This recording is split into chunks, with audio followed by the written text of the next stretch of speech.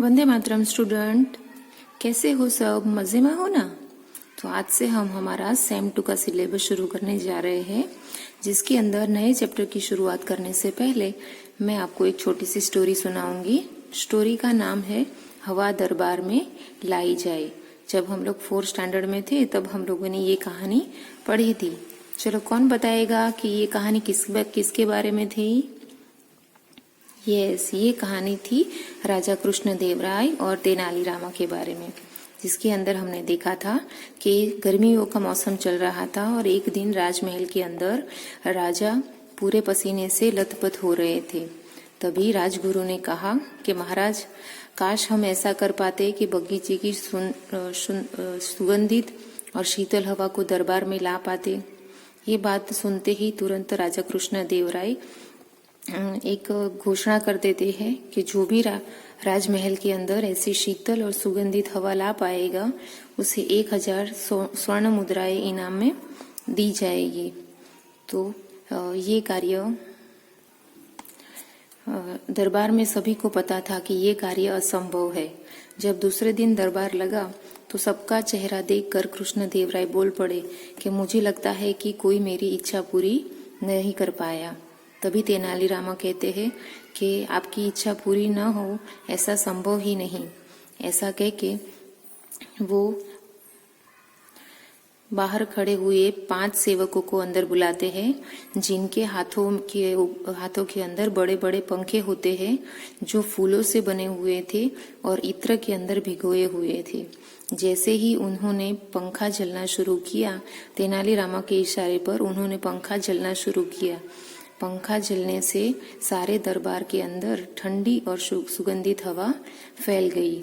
इससे राजा कृष्णदेवराय खुश हो गए और उन्होंने व्यवस्था मंत्री को ये सूचित किया कि अब से हर रोज ऐसी ही सुगंधित और शीतल हवा की व्यवस्था राज दरबार के अंदर की जाए। और तेनालीरामा की चतुराई से खुश होकर उन्होंने 100 नहीं परंतु 1000 स्वर्ण मुद्राएं तेनालीरामा को इनाम में दी। तो ऐसी बहुत सारी कहानियां हैं जिसके अंदर हमें तेनालीरामा की सूझबूझ और चतुराई का पता चलता है। सब टीवी के ऊपर भी शाम को 8 बजे एक तेनालीरामा करके प्रोग्राम आता है, जिसके अंदर भी उनकी चतुराई की बहुत सारी कहानियों का वर्णन किया गया है। तो आज हम ऐसा ही एक चैप्टर पढ़ने वाले हैं जो राजा कृष्णदेवराय और तेनालीरामा के बारे में ही है, और वो चैप्टर का नाम है फलों का दाम, चैप्टर नंबर 9। सबसे पहले देखेंगे पाठ का परिचय। तो पाठ में राजा कृष्णदेव के मंत्री तेनालीराम की चतुराई का वर्णन है। यानी ये पाठ किसके बारे में है? राजा कृष्णदेवराय के मंत्री थे तेनालीराम, उनकी चतुराई के बारे में है। कुछ दरबारियों की योजना का शिकार होने पर तेनालीराम बड़ी चतुराई से समस्या का समाधान निकालकर राजा द्वारा सम्मानित किए जाते हैं। यानी राज दरबार के अंदर कुछ दरबारी तेनालीरामा के खिलाफ एक योजना करते हैं, तो वो योजना के खिलाफ तेनालीरामा उनके शिकार होने की बजाय वो समस्या का समाधान कैसे करते हैं और राजा द्वारा सम्मानित कैसे प्राप्त करते हैं, वो उसके अंदर दिया गया है। अब देखेंगे पाठ का उद्देश्य। ये पाठ का उद्देश्य है चतुराई से समस्या का हल खोजने की प्रेरणा देना तथा कभी षड्यंत्र में शामिल न होने की सीख देना। ओके, अब हम देखेंगे हमारे पाठ को। तेनालीराम राजा कृष्णदेवराय के बहुत निकट थे, यानी कि उनके रिलेशन में बहुत नजदीकियां थी, वो बहुत क्लोज थे। तेनालीरामा की बुद्धिमत्ता की कहानियों से कृष्णदेवराय उनसे बहुत इम्प्रेस हुए थे, इसलिए उनकी निकटता भी बढ़ गई थी। राजा और तेनालीराम की निकटता से कुछ दरबारी बहुत ईर्ष्या करते थे। राजा की तेनालीराम से निकटता देखकर कुछ दरबारियों को उनसे ईर्ष्या होती थी, यानी उनसे जलन होती थी। एक बार उन दरबारियों ने मिलकर तेनालीराम को राजा के सामने अपमानित करने की योजना बनाई। राज दरबारी इतनी ईर्ष्या करते थे कि एक दिन सारे राज दरबारियों ने मिलकर तेनालीरामा को राजा के सामने अपमानित करने की योजना बनाई, इसकी प्लानिंग की। क्योंकि हर बार ही ऐसा होता था कि जब भी कोई समस्या आए तो तेनालीरामा तुरंत ही अपनी बुद्धिमानी से वो समस्या का समाधान निकाल देते थे। इसके कारण हमेशा ही राजा के नजर में उनको सम्मान मिलता था, उनको इनाम मिलता था, और दूसरे दरबारियों को नहीं मिलने के कारण उनको हमेशा उनसे ईर्ष्या होती थी। इसलिए सब मिलकर तेनालीरामा के खिलाफ उनको राजा के सामने अपमानित करने की योजना बनाते हैं। दरबारी जानते थे कि किसी भी कारण प्रजा को हानि होती है तो राजा क्रोधित होते हैं। क्या सोचते हैं दरबारी? कि दरबारी ऐसा सोचते हैं कि हम योजना बनाए, उसके अंदर राजा के बारे में सोचते हैं कि राजा को अगर प्रजा को किसी भी कारण से हानि हो, प्रजा को नुकसान हो, तो सबसे ज्यादा राजा तभी ही क्रोधित होते हैं, यानी तब राजा सबसे ज्यादा गुस्सा होते हैं जब किसी के कारण प्रजा को हानि पहुंचे। इसीलिए उन्होंने अपनी इस योजना में एक फलवाले को शामिल कर लिया। इसलिए उन्होंने क्या सोचा कि प्रजा को हानि पहुंचे, ऐसी योजना बनाई। उस योजना में उन्होंने एक फल वाले यानी फल बेचने वाले इंसान को अपने योजना में शामिल किया। फल वाले को सारी योजना समझाकर उसे तेनालीरामा के घर के पास ठेला लगाने को तैयार कर दिया।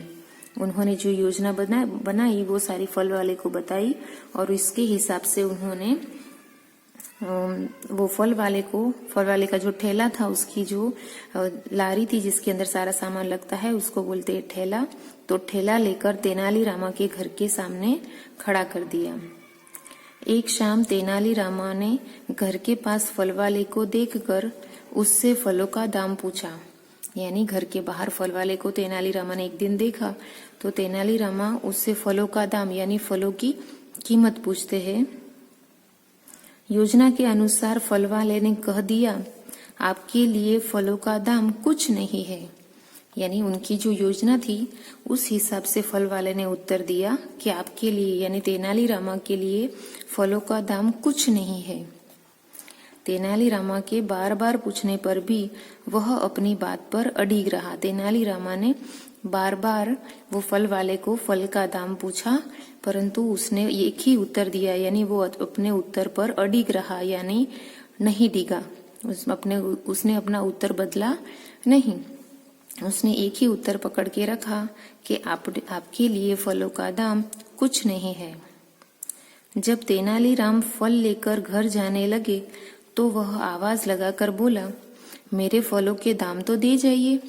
बार बार तेनालीरामा के पूछने पर भी वो फल वाला फलों के दाम नहीं बता रहा था। इसीलिए तेनालीराम ने फल ले लिए और वहां से लेकर अपने घर जाने लगे। तब ये फल वाला उनको आवाज देकर बुलाता है कि आपने फलों का दाम दिया तो नहीं, मेरे फलों के दाम तो देते जाइए। यानी अभी वो फलों के पैसे दाम मांग रहा है। तेनालीराम हैरान हुए पर समझ गए कि दाल में कुछ काला है। तेनालीराम को हैरानी हुई कि पहले कितनी बार फलों के दाम पूछा, तब तो उसने कुछ नहीं बताया, और अब मैं जब जाने लगा हूं तब वो फलों के दाम मांग रहा है।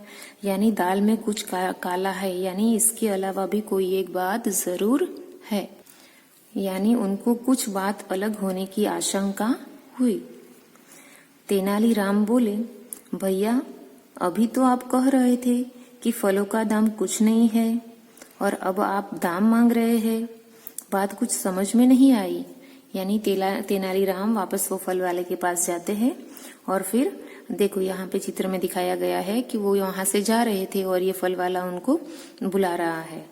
तो वो उनके पास जाके कहने लगते हैं कि जब मैंने पूछा तब तो आपने बोला कि फलों का दाम कुछ नहीं है, और अब आप मुझे फलों का दाम मांग रहे हैं, तो ये आपकी बात मुझे समझ में नहीं आई। तब फल वाला बोला, मेरे फल मुफ्त नहीं है, इनका दाम कुछ नहीं है। यदि आपने दाम नहीं दिए तो मैं महाराज से आपकी शिकायत कर दूंगा। देखो फल वाला क्या कहता है, अभी भी वो अपनी कुछ नहीं वाली बात पर अड़िग है और कहता है कि अगर आपने मेरे फलों का कुछ नहीं वाला दाम नहीं दिया तो मैं महाराज से आपकी शिकायत कर दूंगा। ओके, तो यहाँ पे आप हम ये वीडियो को स्टॉप करते हैं। नेक्स्ट वीडियो के अंदर हम देखेंगे कि तेनालीरामा ये फलों का कुछ नहीं दाम कैसे चुका पाते हैं। Okay, bye students.